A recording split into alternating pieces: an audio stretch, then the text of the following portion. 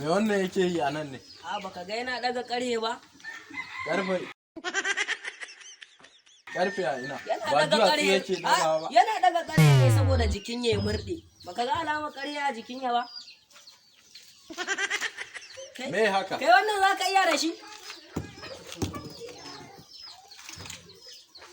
Hey! What's happening? Kai? Abin da wannan zai daga da hannu ɗaya kai shi kace yi da hannu biyu. Ba ruwa.